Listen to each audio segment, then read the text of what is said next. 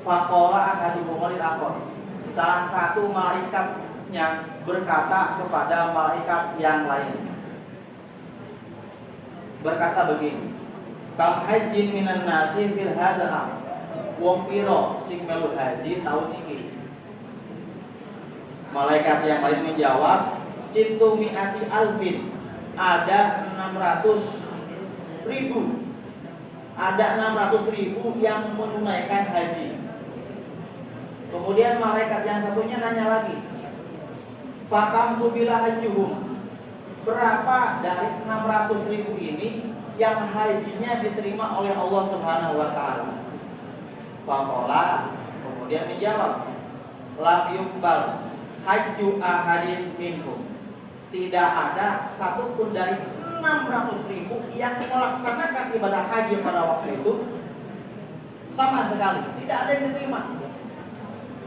Semuanya ikut tawaf, semuanya ikut sa'i, ikut melempar jumroh 600.000, tapi tidak ada satupun yang diterima haji. Ngeri.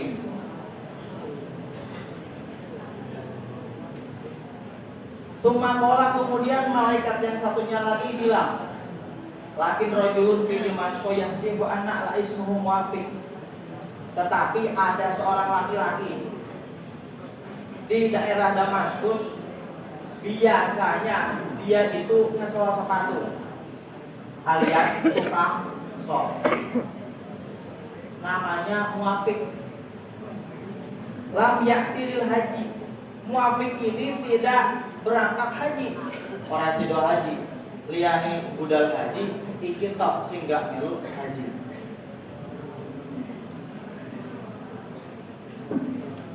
Walakin kubila haji, orang budal haji, tapi diterima hajinya. Aneh bin ajaib. Wa bi barokatil haji kubila hajul kulli. Dengan barokahnya si tukang sol sepatu ini, yang 600.000 jamaah haji diterima haji. Gara-gara satu orang tukang sol sepatu, namanya Muafiq, daerahnya Damaskus. Pantabahtu fakosotu adimasko. Kemudian Abdullah bin Mubarak tadi terbangun dari tidurnya, kemudian menghendaki untuk pergi ke Damaskus, pengen ngeluh siapa Muafiq ini yang dengan sebab orang tersebut 600.000 jamaah haji yang lain diterima haji. Kemudian setelah sampai di Damaskus, Fahara ila jarul fasa'atu anisbi. Ada seorang laki-laki yang keluar dari rumah, kemudian aku menanyakannya. Jadi Abdullah bin Mubarak ini melihat ada seorang laki-laki yang keluar dari rumah, terus nanya, menanyakan namanya, kemudian menjawab, saya Muafiq, my name is Muafiq. Kemudian Abdullah bin Mubarak ini karena udah penasaran, langsung to the point. Ayo khairin kharajani ka hatta wajadta hadhihi darajah. Kebaikan apa sih yang kamu miliki, yang kamu kerjakan sampai-sampai kamu mendapatkan derajat yang sangat mulia ini, bisa membuat 600 haji orang pada waktu itu diterima oleh Allah Subhanahu wa taala. Kemudian Muafiq ini menjawab, untuk arju al-hajjah, sakjane aku pengen budal haji. Wa ma'am kanani ridhoi dia di pakasal tu salah sami'ati dirham. Tetapi saya tidak mendapatkan kesempatan haji. Nah, di saat itu Muafiq ini menghasilkan 300 dirham. Hasil dari kerjaan setiap hari, profesi sehari-hari sebagai sebagai tukang sol.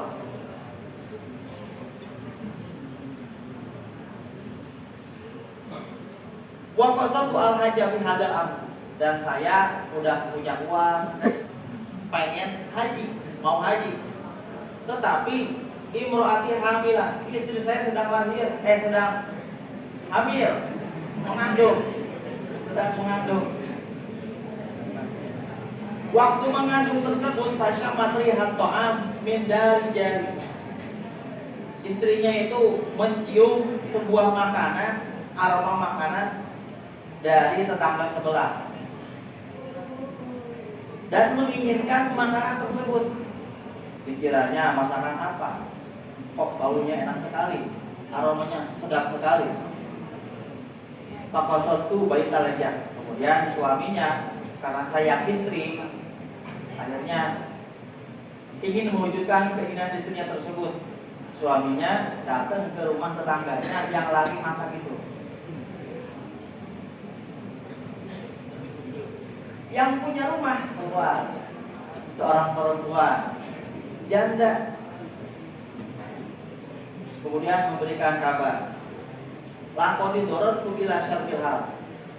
Ngapunten ingkang kathah ngasih, saya tidak bisa menjelaskan keadaan di dapur saya. Padahal muafik ini pengen ngerti apa sih yang kamu masak sampai kok albunnya enak kayak gini. Terus si perempuan ini berkata, fa inna aitami lam yat'amu salah syai'an salah sata ayyam. Anak-anak yatim kami itu sudah 3 hari tidak makan apapun. Ini sangat miris sekali loh. Saya lihat berita terakhir itu, saudara-saudara kita yang ada di Aceh, Sumatera Barat, sama di Sumatera yang satu lagi, itu sampai sekarang masih banyak yang belum mendapatkan bantuan dengan maksimal. Hal ini wajar atau tidak? Memang kalau kita lihat banyak akses-akses yang sulit di situ. Seperti bagaimana terjadi waktu di Cianjur, tetangga di daerah saya. Jadi daerah saya Sukabumi, di daerah Cianjur. Waktu kejadian gempa itu saya baru mau tidur di lantai 4, pas di bawahnya genteng. Jam 2 kalau nggak salah. Saya baru mau tidur, baru merem, udah PW, posisi enak. Tiba-tiba, nih saya udah merem tapi belum tidur. Tiba-tiba terasa guncangan yang sangat dahsyat. Kaget, ngobrol. Akhirnya gempa. Itu kalau bahasa Indonesia. Kalau sudahnya, lini, lompat kabeh. Lini itu lindu. Akhirnya saya yang dari lantai 4 mencolot ke lantai 3. Cuma nggak tahu kenapa selamat. Alhamdulillah. Ada lagi yang lebih ngeri, teman saya. Lini, awas saya lini. Begitu ayah ini, begitu ada gempa bumi, dia loncat dari asrama ke genteng masjid. Anda tebak kondisinya bagaimana? Kondisinya fire. Yang tidak fire itu setelah gempa berikutnya. Jadi setelah gempa yang sangat besar pertama, itu kan memakan banyak korban. Setelah itu ada beberapa hari kemudian kalau nggak salah, ada gempa lagi. Terjadi di sebuah sekolahan, 3 lantai. Begitu ada gempa, dia kaget dan trauma merasakan gempa yang sebelumnya. Salah satu sekolahan di daerah saya. Begitu ada gempa, dia loncat dari lantai 3 ke lantai 1. Anda tebak bagaimana kondisinya? Innalillahi wa inna ilaihi raji'un. Padahal gempanya cuma ngeprank, cuma beberapa detik, lebih parah gempa yang pertama. Ini sesuai nasib masing-masing sebenarnya. Saya loncat dari lantai 4 ke lantai 3, namun dia teman saya loncat dari asrama ke genteng masjid. Selamat, padahal gempanya dahsyat, 7 berapa magnitudo gitu. Yang ini cuma gempanya kecil, gempa ngeprank, sampai mencolok dari lantai 3 ke lantai 1 dan diakhiri dengan innalillahi wa inna ilaihi raji'un.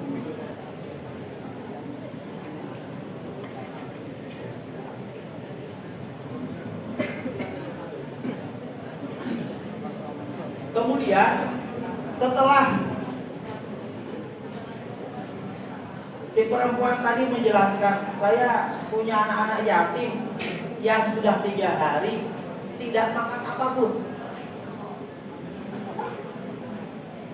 Kemudian si laki-laki tadi, Abdullah bin Barok, itu keluar dari rumah tersebut dan melihat ada semua himar.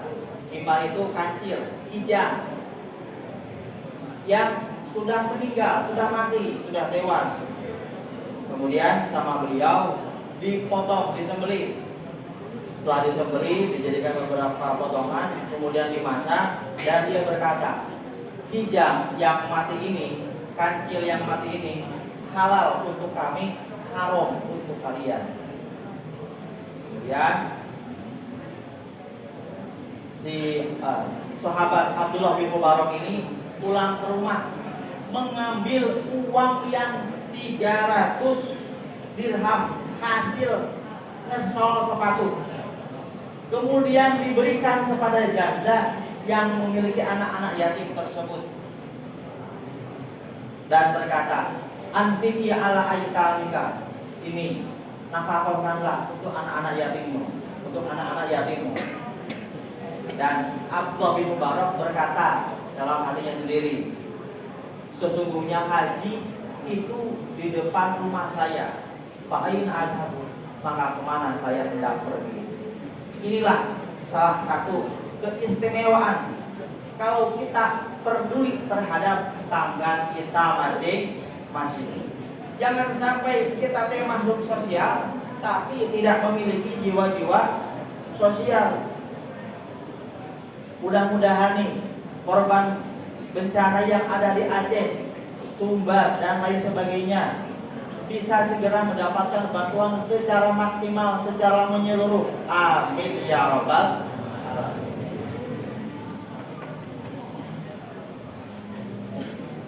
Namun ternyata orang solih akan bertemu dengan orang solih. Cah agomo nang diwae bakal ketemu karo cah agomo meneh. Anak yang biasanya suka sains bakal ketemu kalau anak yang suka sains termasuk muafik. Ternyata Abdullah bin Mubarak yang setelah haji bermimpi menemui malaikat yang sedang ngobrol, itu juga bukan orang biasa. Dulu Abdullah bin Mubarak itu punya ayah, ekonominya biasa, nggak kaya banget. Akhirnya dia itu kerja di sebuah kebun anggur kalau nggak salah, kebun anggur milik majikannya. Ketika majikannya datang,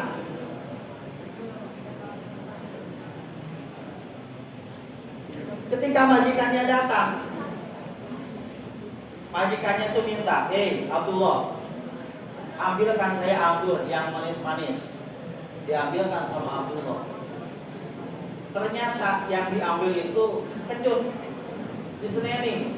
Abdullah, saya udah bilang ke kamu, ambilkan saya anggur yang manis-manis. Abdullah bilang, waduh, minta maaf Pak Bos, saya nggak tahu mana anggur yang manis, mana anggur yang kecut. Karena selama saya kerja di sini, saya belum pernah mengambil sebutir pun anggur yang ada di sini. Akhirnya sang majikan tadi, beliau ternyata memiliki seorang anak gadis. Wah, melihat kejujuran Abdullah ini, beliau menginginkan si pembantu ini, si karyawan ini menjadi menantunya. Akhirnya dinikahkanlah. Kesolehan ada pada diri Abdullah, kekayaan akhlak pekerti ada di istrinya. Kemudian lahirlah Abdullah bin Mubarak. Mungkin itu saja yang bisa kami sampaikan pada foto hari ini. Mudah-mudahan kita sebagai makhluk sosial bisa berjiwa sosial, peduli terhadap yang lain, peka terhadap yang lain. Mungkin itu saja, kurang lebihnya mohon maaf. Wassalamualaikum warahmatullahi wabarakatuh.